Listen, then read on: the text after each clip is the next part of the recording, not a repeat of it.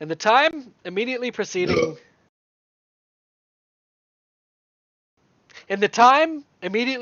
the trial.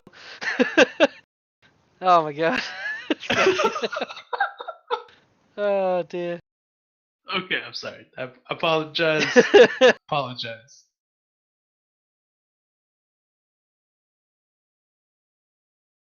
In the time preceding.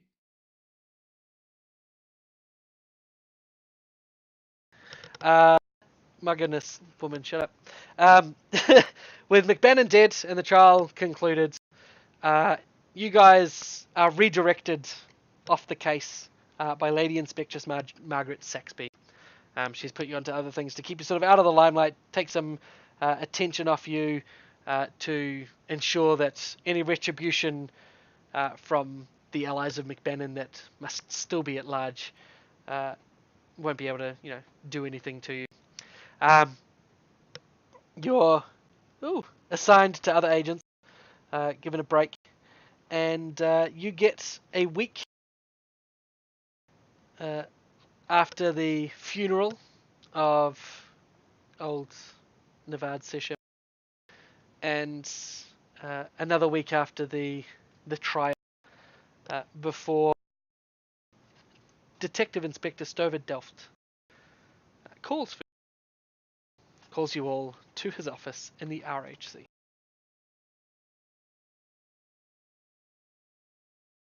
Oh my god.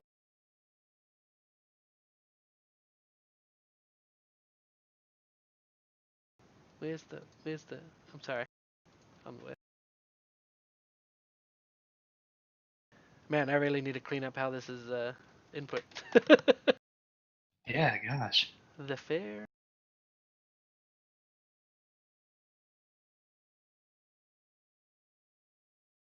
So, after the climactic defeat of McBannon and his mysterious suicide in custody, a savvy investigator might conclude that the case isn't closed. That was certainly the opinion of your supervisor, Assistant Chief Inspector Stover Delft, who wanted you turning over every stone, chasing up the remaining leads to get to the bottom of the mystery. Unfortunately, his boss, Lady Inspectress Margaret Saxby, is head of the Royal Homeland Constabulary in Flint, and she ordered you off the case. She claimed she had missions more suited to your talents, but all she's done is assign you banal investigations and busy work. Delft grumbled and fought for you, but everyone knows what motivates the Lady Inspectress. She has her eye on politics, and she's ended the careers of more than a few constables who got too much positive press too fast. Lady Saxby's in charge here, and your job is to take orders. If reporters ask you any questions, you're to politely suggest they talk with the Lady Inspectress herself. All media is directed to her. Don't worry, Delft assures you it will all blow over in a month or two, though. No use arguing anyway, another squad is on the McBannon case. Your replacements, as it were. Your job for the next month is to be a gang of glorified security guards. Stover Delft calls you into his office and tells you that the Cabo Armament and Technology Exposition has come to Flint. The outdoor festival showcases amateur inventors and giants of the new industrial revolution as they display their creations with great pomp and spectacle. Everywhere you turn, there's another pavilion boasting of the latest miracle of technology, from precision ballistics to steam-powered armor to clockwork pianos that play themselves. Vendors and fairgoers of all nations and races cram the aisles to see wonders once limited to the workshops of wizards and the vaults of kings. You are sent there, and when you're there, it is hot, crowded, littered with experimental weapons. What could possibly go wrong? You're charged with mundane concerns like pickpockets, rowdy drunks, anyone that's trying to cause a scene, and it's up to you constables to look for greater threats such as arms smugglers and foreign spies, many of whom might use the fair as cover for espionage. You're to coordinate your efforts with Sergeant Sarah Lockhart, lead officer on site from the Flint Police. Each day from the crack of dawn until the afternoon rains disperse the crowds. Until the afternoon rains disperse the crowds. Your job is to make sure everything is orderly. The Chief Inspectress never explicitly gave you the order, but Delft recommends you try your damnedest to keep out of the paper's eye. That's not going to happen. Speaking of the papers, like obviously before our superiors tried to, bury us, how, has there been much sort of public awareness of us and what we've been doing with the investigation? Yeah. So, in the papers, let's say you read today's paper, there's the front page is the Cabo Armament Technology and Exposition. It's telling you that it's in the main festival grounds of Flint, and that there's a summit between Riser and Daenor preparing, scheduled for early next spring.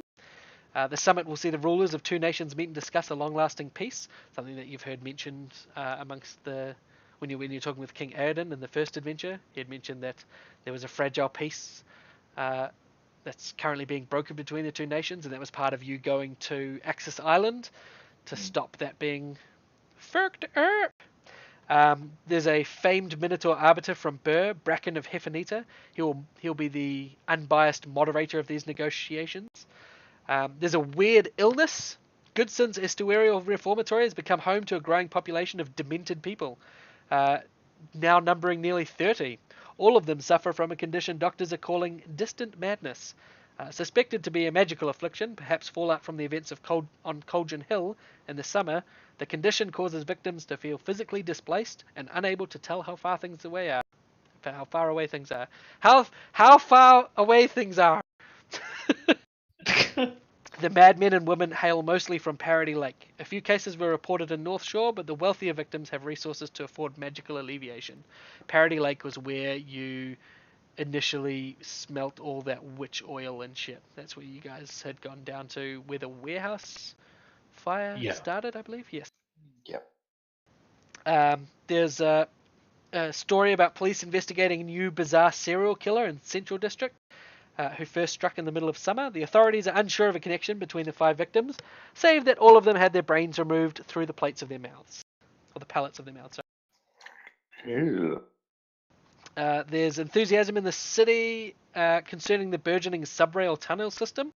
While the well-to-do are willing to put up with the hassles of large construction projects, poorer Flinters worry that they won't be able to afford the new travel system, and it'll merely be another way to widen the gap between the rich and the poor. Proposed fees at the toll booths, called wicket gates, will be 3 pennies per junction. That's probably still a lot for people that are earning maybe 5 or 6 per hour. In the wake of How much? 5 or 6 pennies. Okay.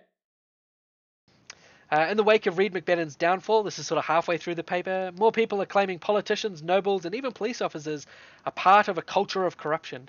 Flint City Governor Roland Stanfield commented, "Corruption is a constant in any large city. What has changed is the growing voice of the people who support our great modern nation. We must listen to those voices because opportunities to improve society are rare." And that's sort of the only mention of McBannen at all. But there is a bill in Parliament as well that's being considered to levy a salary tax on the entire nation to fund construction of a wider railroad network throughout the whole nation. The City Governor of Shale, Catherine Romana, has proposed a counter bill to fund what she calls the Dream Road, a roadway more in keeping with Rise's traditions. The Dream Road would involve hundreds of magical portals connecting every village, town, and city, but the magical reagents required to activate the portals cost over 100 gold shields to transport just a handful of people. Romana's opponents in Parliament call the idea preposterous and call that rail is much more needed for the common man. That's today's paper. Yesterday's paper? Is there seriously all these papers for like every day? Do you want yesterday's paper? If you Do want we to. need it? No, you don't. No, it's not every day. It's sort of like over the next, or sort of the current sort of time over this couple of days, and it's at the start of each adventure or partway through. Sometimes you'll have media So coverage. basically, we're not super famous anyway. That's good to know. No, you guys aren't super famous. It's been a few weeks since everything. You being pulled off the case has had at least the stated desired effect of taking some of the spotlight off you, which suits Lady Margaret Saxby perfectly fine. So, You guys arrive at the Cabo Expo, and you're met by Sergeant Sarah Lockhart. She meets you early in the morning and begins to get you acquainted with its general layout and makeup. She is quite the professional, very dismissive of any small talk. But yeah, she treats you with respect that you would expect from a fellow police officer. She doesn't put you down or anything. She doesn't treat you like idiots. Also, we're heroes. Would you like to say that to her? Ah, you must be the RHC constables. Also, we're heroes. No, but I do have a question for our esteemed GM. Of course. When do we get money? Oh, you get money. You like some money? I would like some money, yes, thank you. So, you get 400 gold apiece. That's not as much for the start of this adventure. Cheers, mate. And for for the end.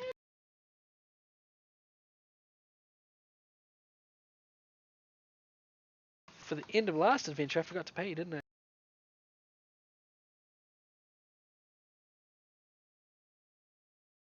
So go through all that effort and management can't even get our pay right. So last session or last adventure, you got the 1,072 gold pieces at the start, yeah? Yes. You should have got another 1,479 when you reached 3rd level, another 2,096 when you reached 4th level, and then definitely didn't get that. I've got 2,057 total, and I haven't spent fuck all. So no, so yeah, you guys add yourself 3,565 or something. Can I just add 3,600? I'll put it into the thing. How? And is that including the 400?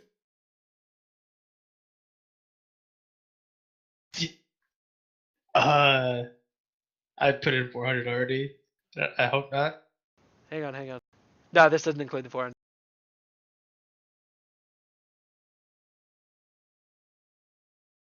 Guys, get a bunch of gold. Sweet. During our time off, how much sort of gear are we able to requisition? So, in your time off, you don't need to requisition gear. You can spend all of the gold you've currently got except for that 400. So, in downtime, you can spend however much gold and you don't have to requisition. There's no time limit on anything. You just buy things in your between adventure time. Requisitioning is only if you want new items during the adventure. And that's when you have the time limit. Or the time you have to wait to bring things in. Because downtime is considered you'll do the paperwork and shit as part of your downtime and waiting it out. So should we do shopping now, or can we sort of do it a bit maybe during the break, or is things going to probably go down before then? You can do shopping now if you like. You've got a little bit more as your start of adventure stipend coming. So just one second. So, the 400 gold you do have because that was your payment for the end of last. And at the start of this adventure, you each get another chunk of gold. Damn, I have a lot of gold now. Happy about that. Also, are items in 4E locked by the level, or is that just sort of a guideline? They are just that's a level that you might be expected to come across. They are literally level just determines its price. Sweet. So if I wanted to splurge on a high level piece of gear, I can do that. Yep. You just might find it'll take all your money and then all of your other slots might not be as good, whereas it might be better to have a whole rack of items that are below that level. So that's all the gold you have to spend. I'm going to carry on with this. You guys can go through the items and spend it however you like. You've got 50 grand amongst you. You should have around 7 to 10 grand each, I think. Looks about right. Cool. Yep, roughly. Sweet. So you can spend it as you like, and you can just add that to your sheet as we go. You don't need to worry about doing your requisition now. Any more money you get, however, if you don't wait till the end of the adventure, you'll need to requisition it. I'm gonna buy a high-level wondrous item. Yay! Talking of items, the magic items that were recovered last adventure, were those turned in? I Since can't remember what Uranus- we all got exactly. I believe Uranus got one, and I'm going to consider that he turned his in because that's fine. He's not here anymore. Yeah, I don't think anyone else got one, to be There was honest. a sword. Oh no, you guys never got the sword off the Wolfgang, did you? Never got his malice wrought rapier. Ah, shit. That's right. You would have been told to turn it in anyway. And you're a brown noser. You wouldn't have kept it. Or would I have? I don't know. Perhaps this is the downfall of Rylar. Rylar last name. Rylar last name. Rylar's name.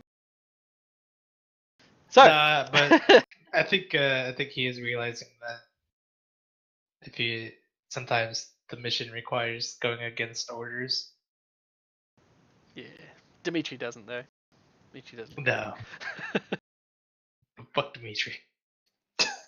So, No, here's a little bit about the Cabo I'm Arms kidding, exposition.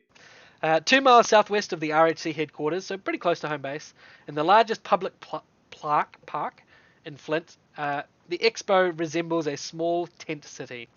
There's dozens of small booths, a score of modest-sized tents, and a trio of gigantic pavilions which house various vendors. As you're being taken around by Sarah Lockhart, what are your guys' perceptions? Your passive perception? Where do you find passive again? It's just your perception score plus 10. So 22, 18 for me. 18, and 21. 21. Okay, so Trabro and Dimitri. You both notice, as Sarah Lockhart is showing you around, a woman that appears to be tailing you. She's not making too much of a effort to hide, but as you can keep an eye on her as you're walking around, she does appear to be attempting to, but she is fairly garbage at hiding. I might just quietly, I might just quietly, mention, I guess to the person we're walking with, like you'll know the person behind us tailing us, no? She turns, Sarah Lockhart turns and... Who? Where? Gonna have to be more specific, there's dozens of people around. Has the person reacted to that at all? When you turn with Sarah Lockhart to look, you can't completely see this person. You see she might have either ducked in behind a couple of people. Like, there's a few spaces she could have Assassin's Creeded into, but you can't directly see her face. I'm going to direct us to sort of go down. Is there like any sort of alleys or anything, or is there just tons of people everywhere? It's sort of like early morning of a fair, so there's still people around, the ones that are trying to get the better deals and people setting up. There's a fair few people, but it's going to get busier rather than being completely packed now. There's not really alleys, but you can sort of go behind some tents. It's just a tent, and like a tent city in a park right now. I might say, Lila, you're good at sneaky stuff. Maybe you want to break off? On it. Then I guess I'll try and stealth and move off to the side. All right, roll me a stealth check, please.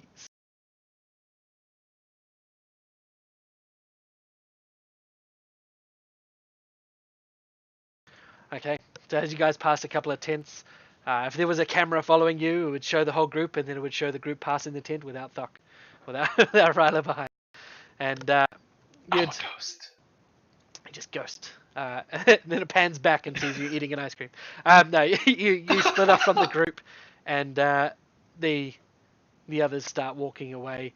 However, you never actually saw this lady, so roll me a perception, please. Oh fuck, that's right. Probably should have gotten the description first. Hey, natural 20. You can Ooh. quickly pick up this person that seems to be following the group. Are you going to try and get close to it? I'll keep a reasonable distance, but close enough that I can see if she makes any movements. Set movements. She doesn't appear to be trying to get closer to them. In fact, she seems to be doing what you're doing, tailing and staying away but within sight. She just appears to be watching at this time. I'll just keep following then. Okay. You keep following, and eventually Sergeant Sarah Lockhart stops, says, "You've pretty much seen it all," and tells you she'll be off at the sort of the one tent that serves as a base ground for the police here, and heads off, leaves you to it. She says, "I haven't got anything else to offer you," and then she sort of looks around. "I thought there was 3 of you," shrugged, "but I'm sure you've got the training to cover that." And she turns and stomps away. All right. I guess maybe we just sort of wander around, just looking like, I guess, event security that we're supposed to looking be. for trouble? Pretty much. I'll trust Brylar to deal with whatever's going on with this person. Okay. Oh. So as Sarah Lockhart leaves, rather, Yeah. you notice the woman jot something down in a book and then leave also and begin to move off into the crowd. Roll me a perception check. She's rolling stuff. Do we have hero points back or no? Yes, you have 3. Oh, but shit, I rolled in tower, so I don't even know. Okay. Oops, sorry, Dimitri, I just used one of your points.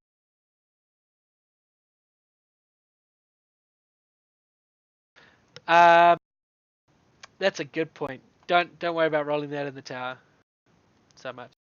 If you want to use a hero point. Should I?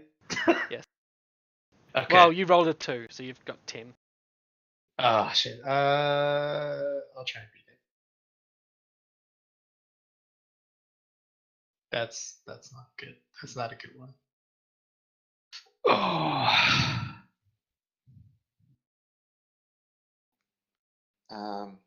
Okay. Why can't I? Okay, that doesn't roll a d6. No, not in this one. You have to manually roll it.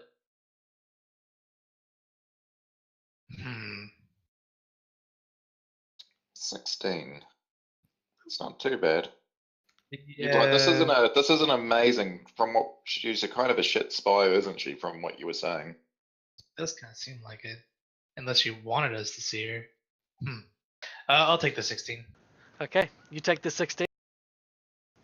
As soon as you see her put the thing back in her pocket, she sort of turns and a person walks between you and she's gone. Shit. Completely lost her sight. And you look around and you can't even see anyone that seems to be obscured. You can't see any crowds, groups of people standing around that she somehow becomes invisible in. You can't see a bench with 3 people sitting down. She's certainly not the middle one. You can't see anywhere that she might be. She is lost. I'll be impressed and annoyed. Yes. Yeah, it's certainly impressive. That's not a shit look by any stretch of the imagination. Your eyes aren't terrible, but she is gone, most certainly. All right, I'll head back to the party. Okay. What did you find, Rylar? She followed you guys for a while, and when you stopped and Lockhart left, she wrote something down, and I lost her. You lost her. She disappeared. I mean, I think she's a little better than she might have been letting on. Understood. Ah, well. We'll keep an eye out for her or anything weird. Okay, so you guys just carry on around the crowds? I think so. Yeah. Okay. Pretty So- much all technical gizmos and stuff, won't it? Like there's. So, I'm just going to go through a few of the main tents that you guys sort of walk around and look around as you're keeping an eye on things. There's the military tent, which is where the Raizuri military demonstrates its technological grandeur. Officers guide guests through models of famous battles with progressing levels of technology. I know it's outrageous, isn't it? A small museum showcases weapons and armor, trying to win propaganda points by presenting firearms as a natural development, while offering only brief mentions of magic in combat. One massive installation in this tent displays a cross-section of a scaled-down RNS coal tongue. For a gold piece, a visitor can fire a cannon into the outer hull, and a small field is littered with flattened cannonballs that appeared to be unable to pierce the side of the coal. There's the rail tent, which is the conglomerate of businesses who coordinate with the Royal Rail Ministry. They give visitors here only one path through their exhibit. First models show the mechanics behind steam engines, then a somewhat ominous hallway has a relief map of the Avery coast, with a model train constantly running the length. It appears to be powered by magic rather than any sort of steam or other device. Flags mechanically rise and fall as the train passes through foreign nations, and a guide helpfully points out that the rail line, funded mostly by Denorans, is almost 10 times as long as Riser's own railroad. It's a bit of inter-country rivalry in the fair. The exhibit climaxes with a huge room thrumming with the sound of trains, and there is a scale model of Riser showing 5 majestic rail lines crisscrossing the country, while guides tout how much the nation will prosper from the faster travel that is trying to be pushed through. There's a industry tent. Completely ignoring the civil unrest over the past half year, this pavilion highlights how much industry in the factories of Parody Lake have improved life on Flint, and presents a vision of the city of the future. It's a little bit in poor taste, given the thousands of lives lost, and there isn't many people at this tent. It's still, getting to mid-morning, but no one seems to be paying this tent much mind. There's, in fact, a couple of angry-looking people outside who appear to be sort of eyeing up anyone that heads close. Not stopping anyone, but, don't go and give these guys your time of day looks to everyone. Right. There's a model of the city which nobody, actively hostile. No, like, a couple of dockers might be standing around, and if a family comes over to look, they'll just sort of glare at them until they decide otherwise. You can go and talk to them if you like.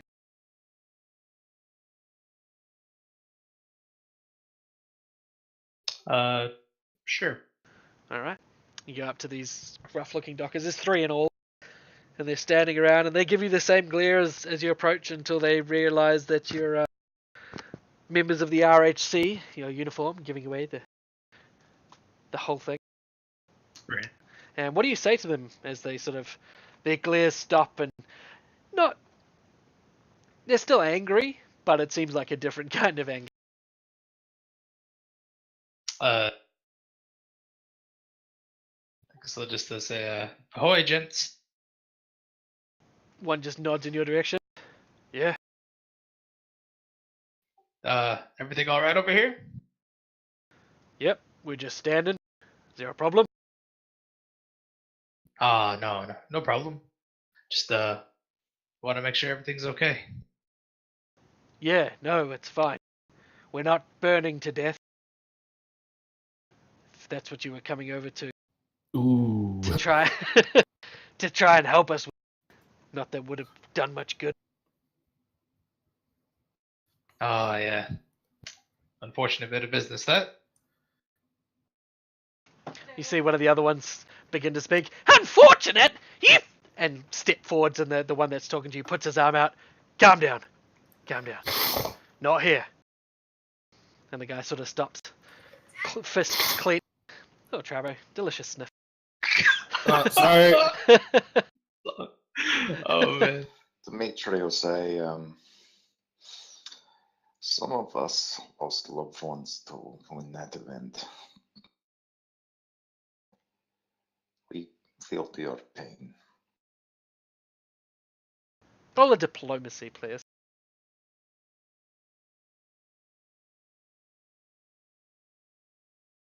Did you actually lose a loved one, Dimitri? Um, Is this a bluff? Oh dear.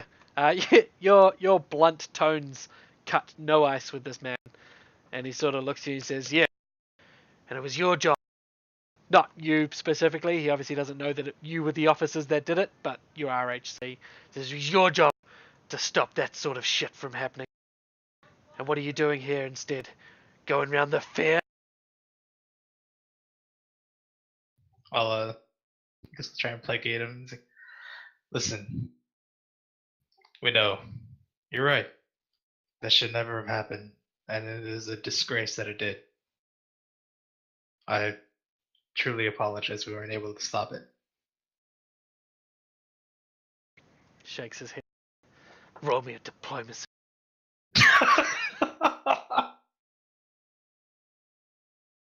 Oh my god! well, You Go see- ahead, Zoc. The little guy again.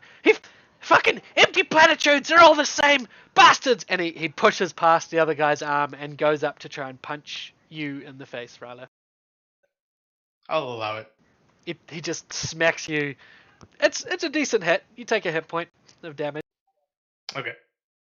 He punches you across the face before the other guy grabs him back again, pulls him, and you can see the little guy is sort of like half furious face, but also tears coming down his face. They're all assholes, and the big guy just sort of pulls him away. I know, come on. And he turns to you all. Yeah. We were just leaving, and he starts to drag him away. Do you stop him, Dimitri? Dimitri, he I had an was just officer gonna of the say. law. I was actually just gonna say, God, let us go. We are supposed to stop the rebel, not inadvertently cause it. Yeah. Let's go. Charbro, do you let them go as well? Yeah. Sweet. So that guy pulls him off, the other guy sort of helping him, and you see them head away. You've kind of stopped them being near the tent. At least they've made their way. But yeah, so tensions are still high by the looks.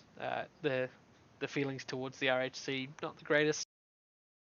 So that's the industry tent.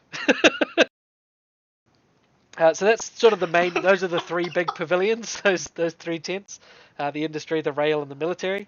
And then there's the 20 or so large tents around the outside. I'm not going to go for all 20 fucking tents. There's not. So these tents belong mostly to local factories with a few national and international arms manufacturers. You're not here to shop, but you can find any sort of non-magical weapon, armor, or technological invention here. As well as a few magical ones, if you look in the right place. There's a few places that offer some rare and advanced rifles, shotguns, and grenades, if you so wanted to whet that appetite. Yeah, for sure, but I'll just wait. Okay. Oh, Go ahead. I'm sorry. Actually, I had a mechanics question real quick. Go for it. Under Gunsmith, at 5th level, the Tinker ability says Yep. you can declare a single weapon as your primary weapon each firearm you wield. Does that mean it's exclusively firearms then? That get the benefit? Yes. Then I gotta change some shit. Okay. Thank you. Sorry. There's a Apex Tower Construction tent, which is a local construction firm, which is the tent's maybe the size of a portaloo, and the rest of the area that is put to Apex Construction is just a patch of open ground, and you can see them beginning to set up the foundations of some sort of building. If you ask the guys that are doing it up, they intend that throughout the expo, they're going to be building a tower. Starting on the first day, which is today, they're going to be digging a bit of a foundation of stones and steel, and then throughout the duration of the day and the next few days of the event, they're going to build a 50-foot high tower by the end of the few weeks. It's sort of showing off the new Raizuri techniques. There's Colleen Fuel Prospectus, which is funded in part by Rise's military. This company has been experimenting on using different fuels for mechanical engines. you notice as you're going past to this tent a very familiar smell. You smell the faintest hint of witch oil. Alright, we'll go head straight for that. Okay. You discover, amidst several barrels of traditional oil, one barrel of witch oil.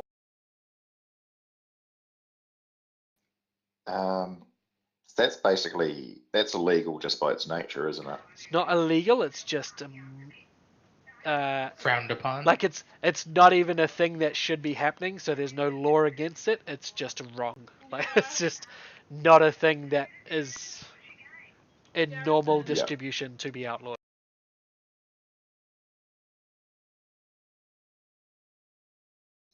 Okay, like, would it be?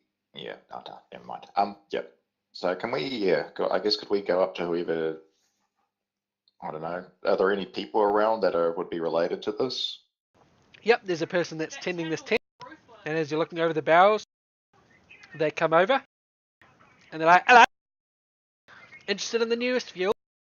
Got some impressive stuff to show off." I'll point to the witch oil barrel and I'll say, "Do you know what this is?" This witch oil. Ever heard of it? It's very dangerous. It is.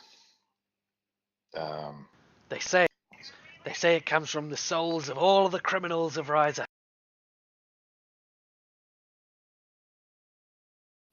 It comes from souls, yes, but perhaps not necessarily criminals. And I'll just give him a rather foul look. She says, "I'll have to see some proof of that. I'll believe otherwise until then. But anyway, it's not for sale, it's just for show. We've only got the one barrel." May I ask where you acquired it from? Oh, I wouldn't know. You'd have to talk to Colleen. She runs the Colleen Fuel Prospectus. Is she present at the fair? What was that? Is she present at this fair? Not today. She should be here tomorrow. Very well. Carry on then. Of course. And she sort of wheels the barrel a little closer to inside, so it's not as easy to. You see another tent, Gonzal's Cannery. You see a half-orc culinary entrepreneur showing off his canned foods. People can buy a can full of food, which his cooks will prepare. Then, in a rough mockery of the Apex Tower, he begins stacking empty cans on a table. And he's got quite a bit of interest of people chowing down on this food. It's quite nice. Good old half-orc cooks, eh? There's also a lion tamer with a mechanical orchestra. There's Pemberton Industries. I don't know if you guys remember Benedict Pemberton, the guy who was in charge of the RNS Coltung. Yeah, I think you met him in the very first party.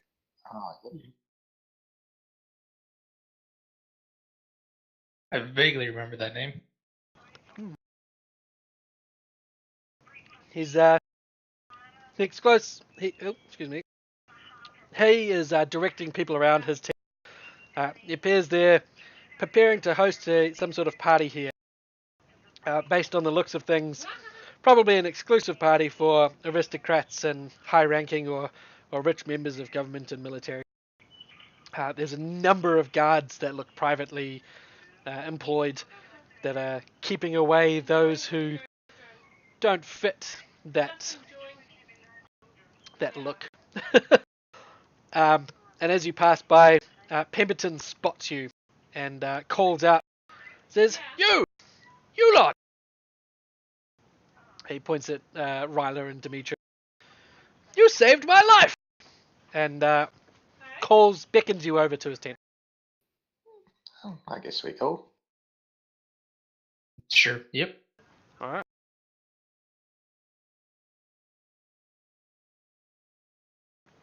So, inside his tent, he sort of greets the two of you. Ah, yes, I don't know if you remember, on the Coltung. You saved everyone there, myself included. It was most fortuitous event. Indeed it was. Shame what happened to the cold tongue. He nods, yes, but it's all in the past, you see. I've got so many new things to show. And he sort of looks at Trabro. And who are you? I'm Trevor. Pleasure to meet you, Trabro. Any friend of these two is a friend of mine. Now, you're a martial scientist, yeah? Yeah. So this shit's going to be right up your alley. As he shows off his things, a couple of inventions that he's going to be revealing to the bigger crowds this evening. He gives you a sneak peek. He says, this right here, I call it the bear. The battle-enhanced animalistic replicant. And what does it do? it is basically a robotic bear. Robo Bear. That's awesome. Yeah. I see. He also has a sort of man-sized humanoid-esque steel construct. And he says, this is the future of Rise's military. This is it. And he pulls out a small, headband. He says, this is enchanted with, company secrets. And he says, put it on. And he passes it to Trabro. Recognizing, a man of his talents. You put it on, and immediately you feel a strange sensation, and your senses and everything that you can feel and see and touch appears to shift from across the room, and then you're looking at yourself, but about 2 foot taller than yourself. And it takes you a moment to realize that you are now controlling or within this construct, or at least your mind is. You're perceiving through this construct instead of yourself. Can I control it from? What do you try to move? What do you try to do while you're in it? I try and walk. And you walk forwards as the construct, and Dimitri and Ryla, you see the construct start to step forwards. Just Trabro's sitting there, his mouth sort of open a little to the side like he's drooling. But the construct begins to walk towards you all. Trabro? What have you done to him? Now, you can hear him, Trabro, but any attempt to talk simply doesn't come out of either you or the construct. A wave. The construct waves its arm. That's incredible. And Benedict pulls the headband off, and you're rather horribly jolted back to your own perception, back to Trabro, and the construct, the arm just falls down to its side again. Yes, you've had better taste. It'd be well suited to Rise's war effort, don't you think? Perhaps, Yes, absolutely. Yes, perhaps even the RHC might be interested, eh? And he gives you a nudge. Buy some before I run out, eh?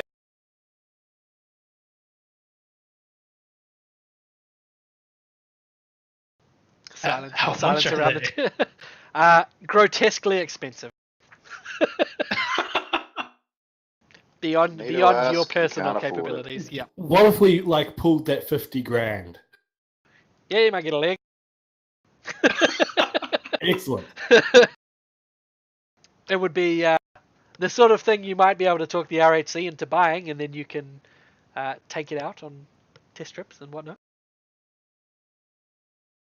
If that is something you want, absolutely. But anyway, he invites you to come and see the full demonstrations of both this and the bear this evening, and he passes you 5 passes for the other 2 as well, in case it's next session, whatever. He passes you 5 passes to the event.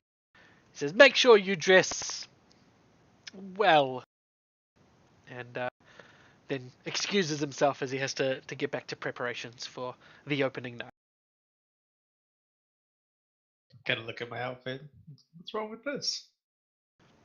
Nothing. Just don't wear it.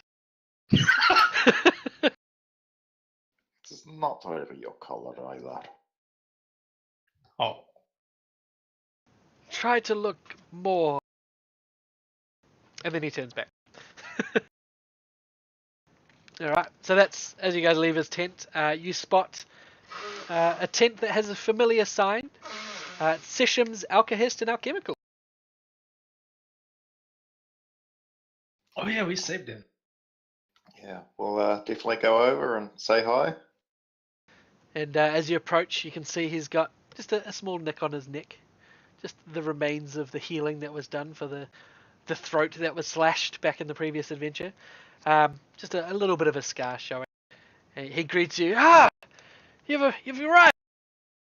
Fantastic! I heard you would be here. Yes, Mr. Session. How do you do?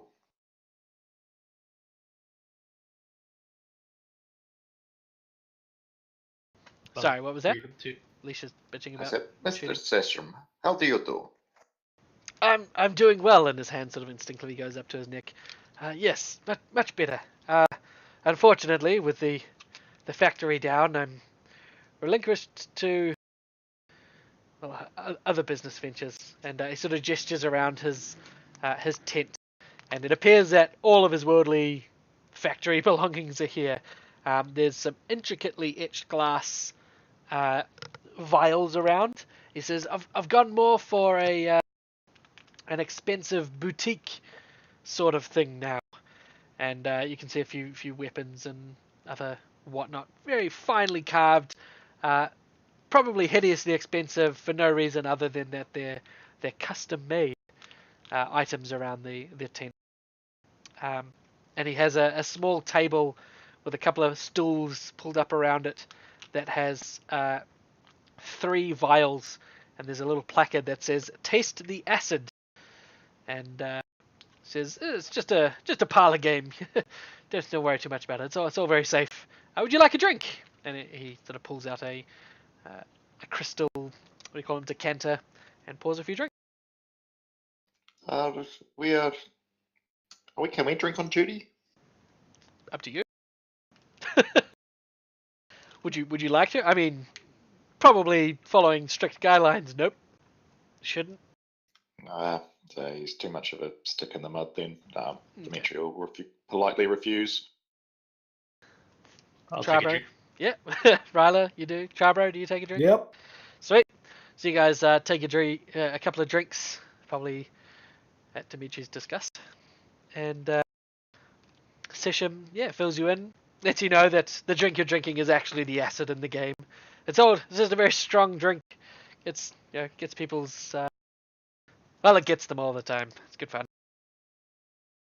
It says, so, heard anything interesting about the one that tried to kill me? I'm trying to remember, who was it? Was it the cow guy, or was it No, it was someone you'd only just met then. Yeah, it was right, the yeah. fancy man. Yeah, what was his I'm name? afraid all I remember is that he loves cheese. Leone Catal. That was his name. That's it. I'll say, I'm afraid not, unfortunately. For better or worse, we have been moved on to other cases. Oh, well, that's a shame. That probably goes some way to explaining why I haven't heard anything. Yes, fortunately, orders are orders. Yes, of course. But please, if there's anything I can do to help you or whoever is on the case now, please let me know. Hold on. You have been safe and untroubled by any characters since? He nods. Yes, things have been actually going quite well.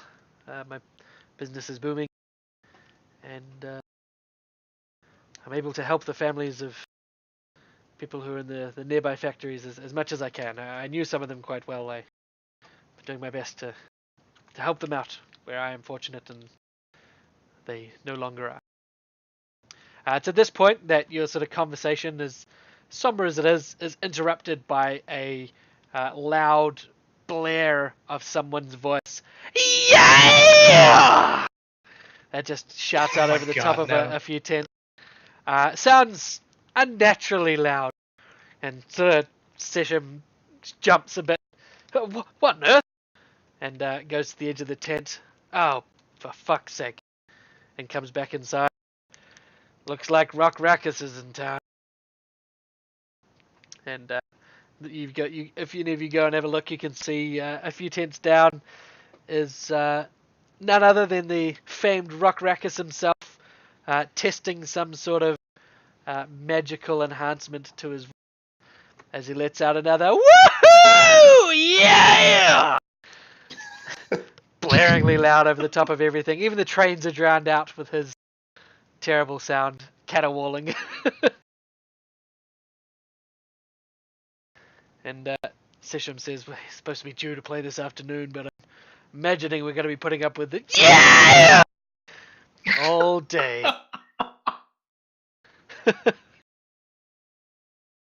Also, volume warning. Thanks. That's super helpful, man. Oh dear. So yeah, Session finishes his drink and says, well, I better not keep you for much longer. I'll see you throughout the event, yes? I believe so. It is good to see you. He nods. And you.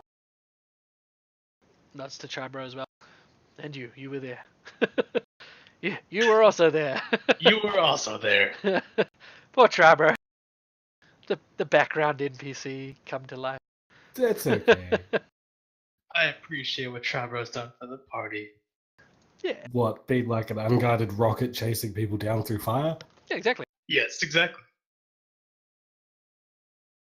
So the next area of tents you come to actually has a main stage here as well, backed by a wooded hill at the edge of this sort of park. The stage is shaded by a large canopy and a broad field in front of it, with a few people milling around. This area is known as Gun Alley. This stage hosts daily performances of local orchestras, international celebrities, and the occasional military reenactment. This is the sort of communal area, I guess. It's where Rock Rackus is due to perform, and his tent is just down around the corner from him. As you're sort of walking along, you can see the famed explorer and musician Rock Rackus still testing his voice. My voice is sore now, I'm not going to do it again. He's sort of alternating between yelling with his enhanced voice and laughing and giggling with the stage crew at the silliness of it all as they set up a massive moon-themed props among the tent, ready to be taken over to the stage. He seems quite busy. I don't know if you want to go and talk to him. You don't have to, but you're welcome to if you like.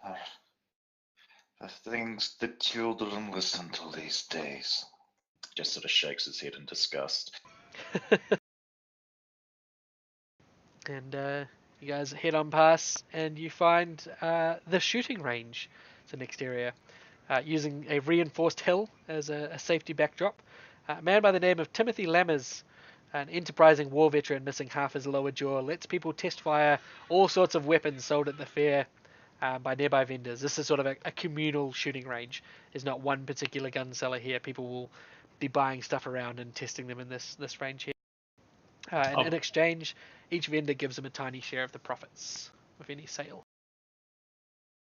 We're gonna break out in a flat run straight towards the shooting range. Alright, you do so. There's a few guns already set up, and a couple of the vendors have flyer boys out here with their letting out the latest deals and shouting out specials to those few who are still here. This is probably the busiest of the areas in terms of crowd. People love shooting guns. It is America after all. That's right. America. Yeah. And you can see a Goliath here. He's busy arguing with the man you know as Timothy Lammers. You're a gunsmith, you know this man. Yep.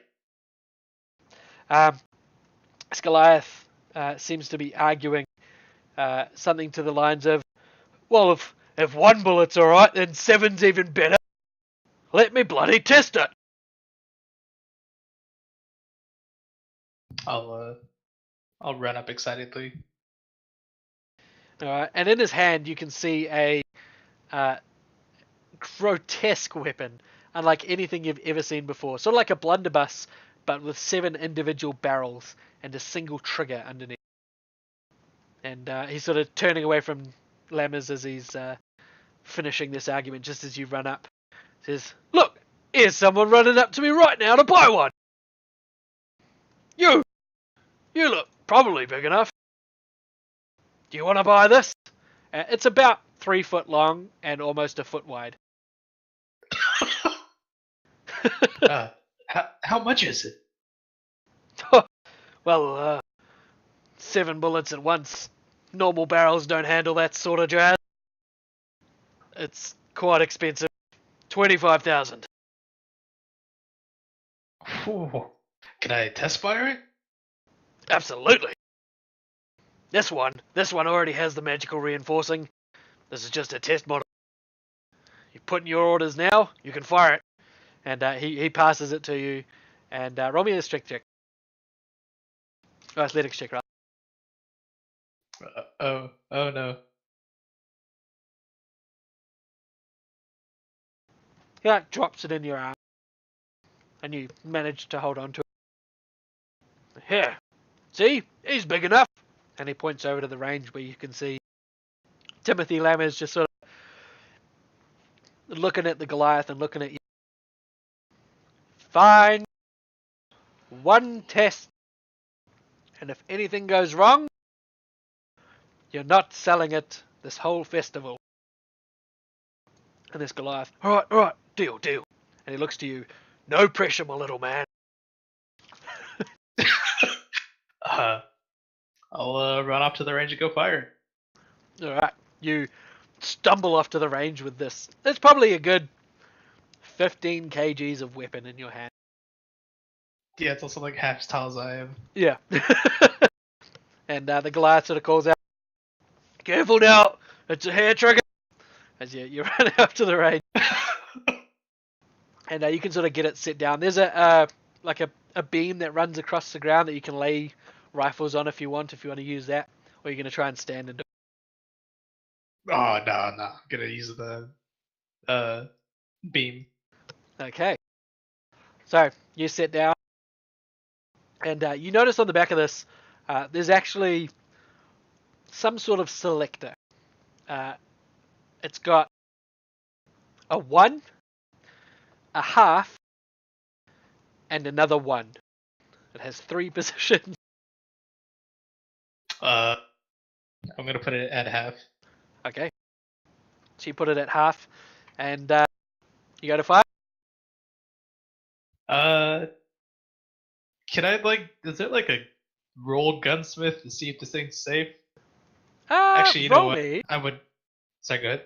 No, go. I was just say, actually, I definitely wouldn't be paying attention. I'd just be too hyped to try and fire this fucking amazing thing. Sweet. Roll me an endurance check. Oof. Oh. Oh, no. So, the whole gun just not explodes, but it feels like it explodes. Your shoulder burns, your hand is thrown backwards, the gun almost leaves your grip, but you're just able to hold it down as the target that is maybe halfway down the field. I didn't make you roll for a target. You can fucking shoot targets. You're a gunsmith. The target that you were aiming at simply ceases to be, and there is a cloud of dirt and rock and stone on the hill, the reinforced hill behind, that just explodes outwards in a massive spray. And you hear yes from the Goliath behind as you eventually come back to your senses, your ears stop ringing, and your arm regains its feeling. You notice that all barrels fired, all 7 of them are smoking, and the gun is spent. It looked pretty fucking destructive. I'll throw my arms up in the air and say, "Yeah!" And then grab my shoulder. Ow. And the Goliath comes running over and just picks it up one-handed and slaps you on the back. Bloody good shot! How was that?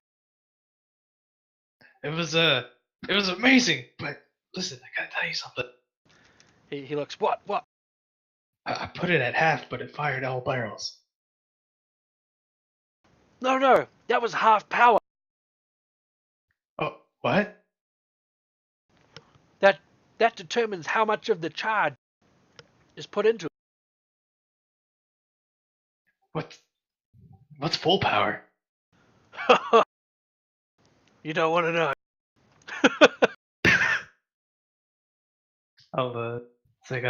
I'll definitely talk to the RHCP about this. We gotta get in on this. He nods, absolutely.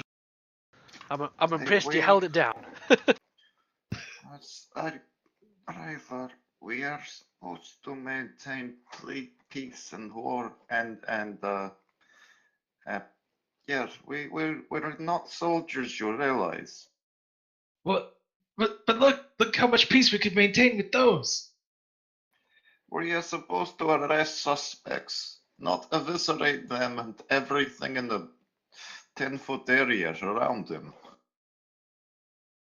I am concerned that this weapon is predisposed to excessive force. But what if you're fighting something that's 15 foot wide? See, he's got a point. Well, I suppose that has happened on occasions. Perhaps one or two for the RHC for extreme circumstances. Yeah. We'll talk to them about it. He gives you his card and a little pamphlet. Yes. Pretty stoked that he's already got someone that's probably going to be a sailor. And he goes off to approach the next person that is probably unfortunate enough to wander into his line of sight. His name is Nock, by the way, and the pamphlet says Nock's gun. All right. Anything you guys want to do here? Probably not. I can't think of too much that would interest Dimitri.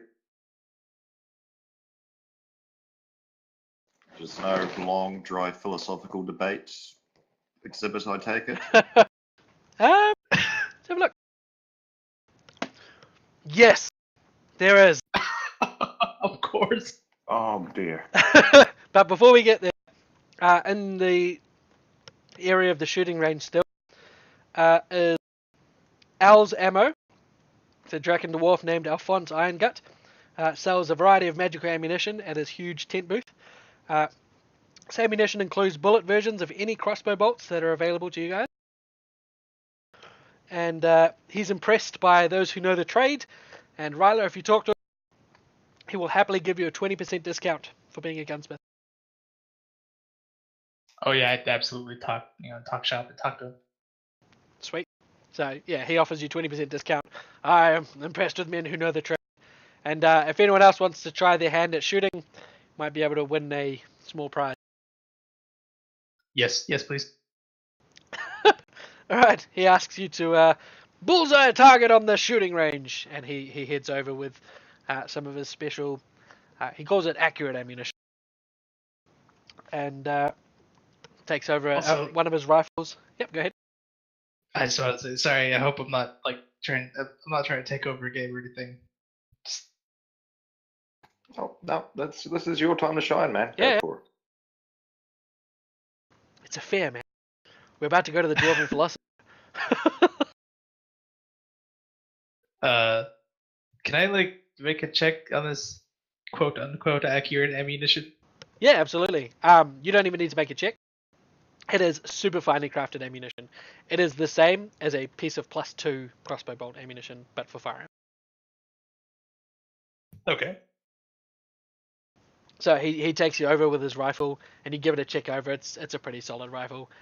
Make me use your pistol, which I believe has a plus. Oh no, it's got no +2 on your pistol, does it? Yeah, actually, because of since I'm a level 5 gunsmith and made my frost hand crossbow my main weapon, my pistol gets all of its bonuses. No. So it's at a +6. So it is a +2 weapon then. So just roll that attack and hit. Okay. AC 25. Shit. Okay.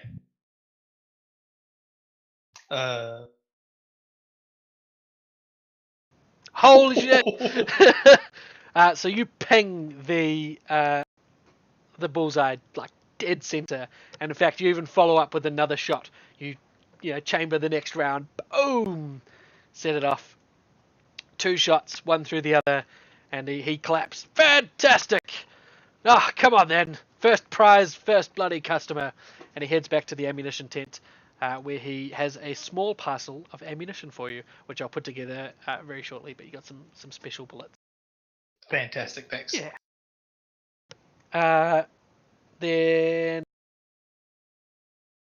as you're heading back as well, you see 2 twins who have a signpost that seems hand scrawled above them. They're both sort of standing underneath arguing. And the signpost says, Fildy and Dilfy's badger gun. And they're just arguing underneath. You can hear the argument. I just don't understand why no one else is in. I told you it was a dumb idea. Who combines badgers and guns? Wait, combines what? Badger gun. Do you go up and ask them what they're talking about? Oh, did you say magic and guns or badgers Badger. and guns? Badger. Yes, that's okay. Oh my god. Yes, we need to see the badger gun.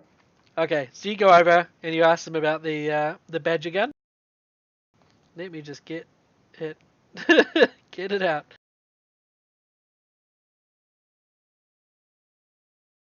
Was any animal cruelty involved in this thing? Probably yet. a lot.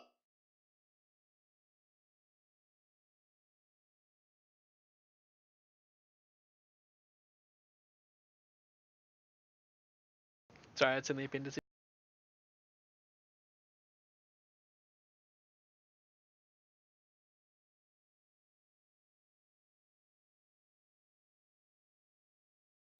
Okay, so badger gun.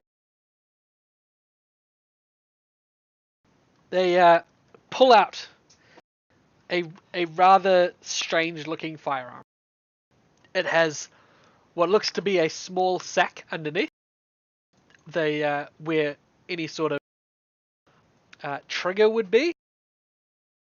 And behind the sack, instead of a trigger, there is simply a lever. And then atop this whole weird bag trigger escapade is a blunderbuss style, maybe 6-inch wide barrel. The whole thing is about 1 foot long by 1 foot high. You sort of hold it like almost like a fire extinguisher. If you imagine the bottom of the fire extinguisher was a sack, and then there's the fire extinguisher handle, and then there's a like a trumpety musket barrel on the front. Or blunderbuss barrel. They said, yeah, the badger gun.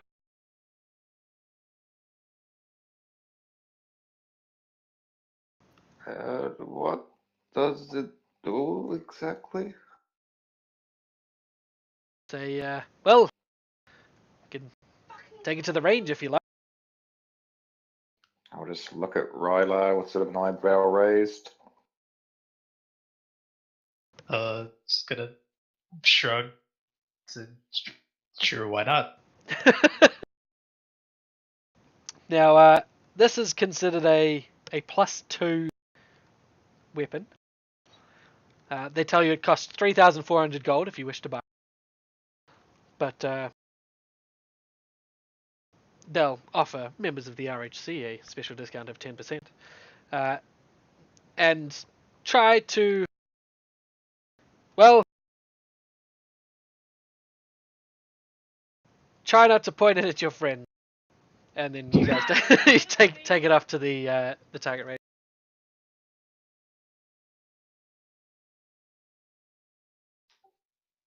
Dimitri, you want to try this out?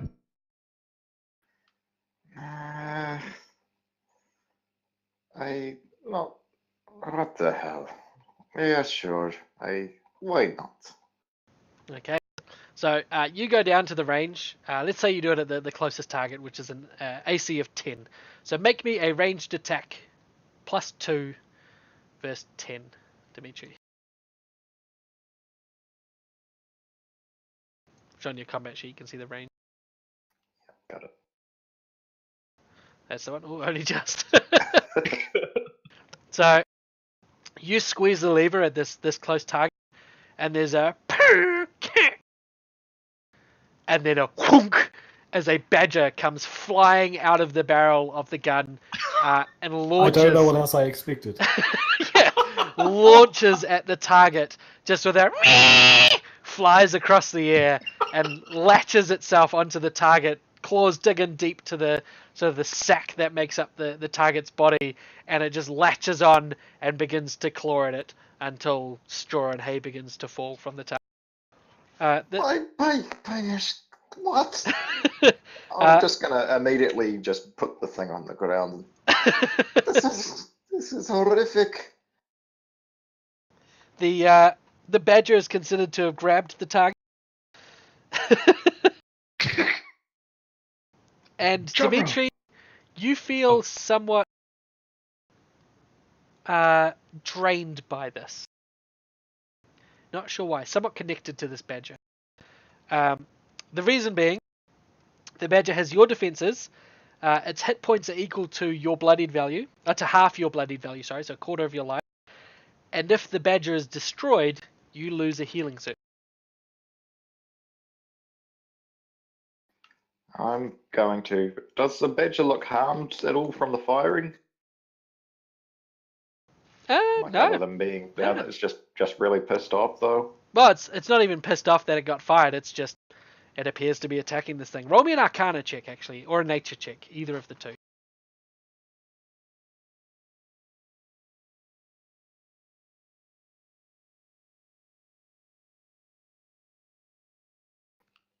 Okay, what was it?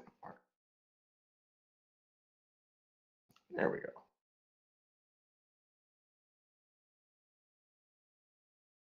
This appears to be a badger from the Dreaming, which is the Fae in this universe. Okay, so it's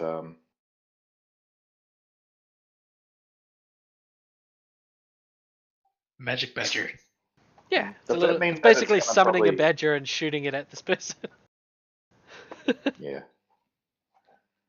Oh, this is quite odd. I don't know about you, but I think I've seen enough of it. Come on, Chobro, come check this out. Have they considered putting two barrels together? And you hear Goliath, "That's what I'm talking about!" Down the line, as he mentioned that. And he comes storming over. "Who mentioned more barrels?" I did. "Fantastic! Show me the gun!" I'll point to the badger gun on the ground. His eyes widen. "What on earth is that?"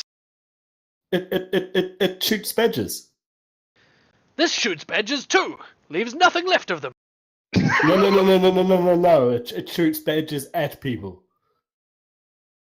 "What?" That's what I said. Huh. Well. Huh.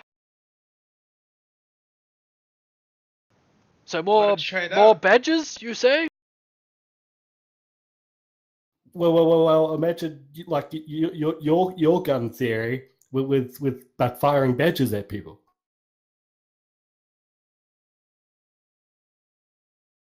So like 7 badgers. I like this idea. Where did you get that? from them. And he looks over to Fildy and Dilfy and thank you, and heads over to them to strike up a new business venture of multi-barreled badger gun.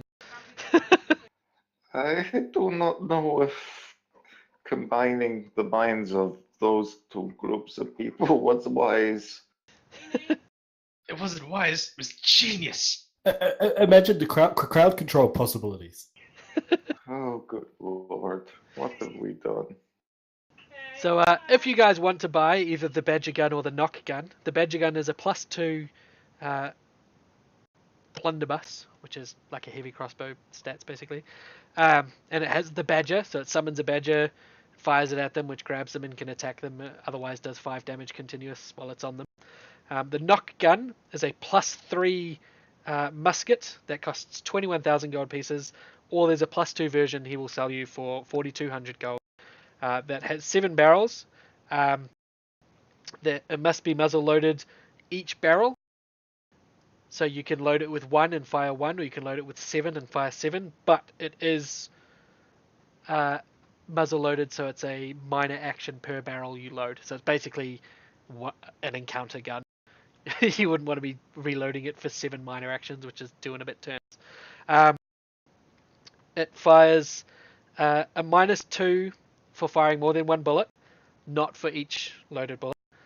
But for each bullet past the first, its short range is reduced by 1 and long range reduced by 2.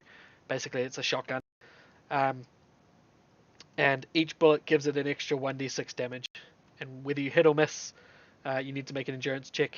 Otherwise, you drop the weapon and have a sore arm, which is a -2 to that arm until you take a short rest. So until the end of the encounter. And if you fail by more than 5, you are also knocked prone, deafened, and dazed until the end of your next turn. Holy shit. But That's it's incredible. It's the potential of a 7d6 encounter gun with Wow. yeah. And that one's actually affordable too, isn't it?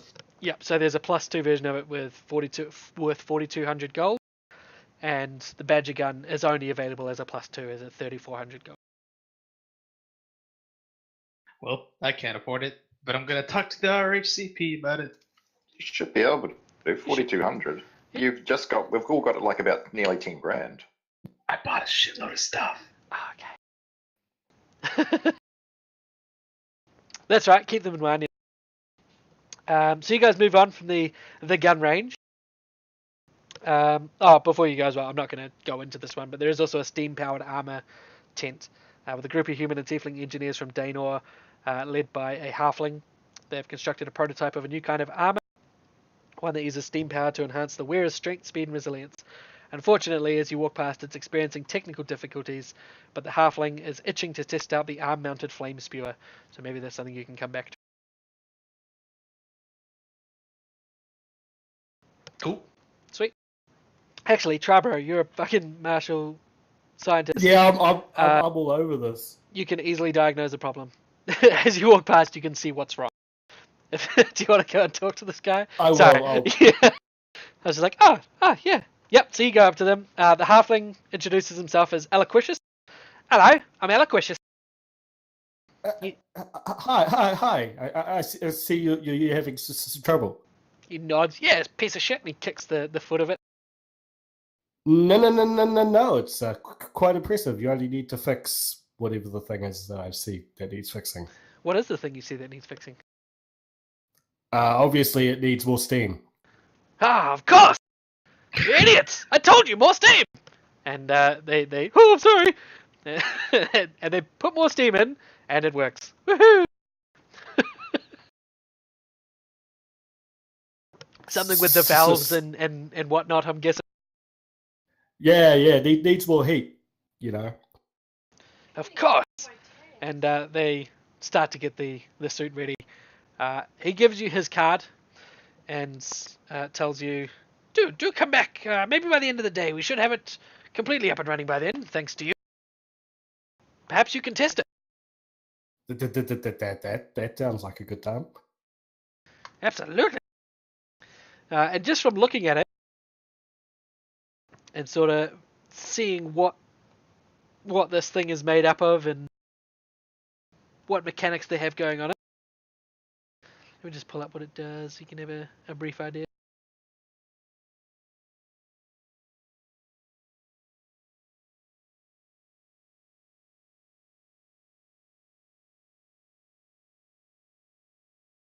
What is it called again?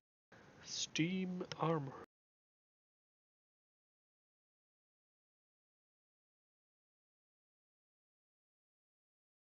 Okay, the experimental steam suit. It is... The armor bonus to your AC becomes 10 plus the enhancement bonus of whatever armor you're currently wearing. So you get a plus 10 to your AC, basically. Holy shit. You can use it without proficiency, even though it's effectively super heavy armor. The suit activates as a standard action. It can pick up and wield weapons and implements as easily as you. You can walk and run, but you cannot climb, jump, or swim.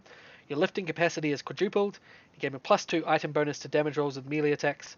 When the suit is activated, you are treated as wearing heavy armor. Whenever an attack hits you, make a saving throw. If you fail 3 saving throws in this way, the steam suit breaks down, becoming inert. It must be repaired before it can be activated again. However, you have a daily power that you spray oil and ignite it with a primitive flamethrower. It's close blast 5, level plus 3 versus reflex, and it does 5d6 plus 5 fire damage, or half on a miss. There's a flamethrower. That's excessive. Yeah. It's still experimental as well, but it's armor. Have you considered mounting a badger gun on it? A what? A badger gun. A badger gun? Look, go over to the gun range. There's a gentleman there that has made a multi-barreled cannon, and he's discussing implementing it with a gun that fires badgers. We do need something for the other arm. And he starts to head over to Fildy and Dilfy, who should probably give you a commission at this rate. And the makings of a steam-powered 7-barreled badger gun suit appear to be in the making. I always knew the end was coming. I just was making it happen. You hear, as you say that to Demetri, I knew too.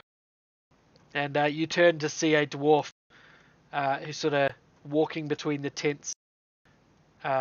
Just seems to be eyeing things up, but appears to have got gotten his attention when you said that. He says, the name's Kvatik. You are a fellow Hydes Katol follower, yes? Indeed I am. Dimitri, at your service. He nods, shakes your head. Yes, at your service until the end, of course. Oh, indeed. So why are you here? I work for the RHC. Just keeping the peace, Yes, I feel that it's a good way to try and make sure that, attempt to help make the world face the end in a peaceful and orderly manner, as is appropriate. Keeping the peace is a fine thing to do. Certainly better than banging your head against a wall like some folk who can't handle the end, eh? Indeed, so much trouble caused by people trying to avoid the inevitable.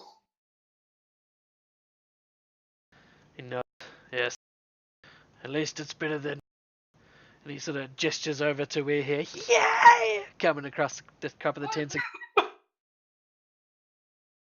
He says, some people, well, they're not content with the way things are and have to rock things up.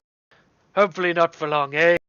And you see him sort of half-mindedly tap his pant pocket. I don't I don't view the end with the eagerness you do, but I think I am resigned nonetheless that it is happening. Don't get me wrong, this is not eagerness, it's merely...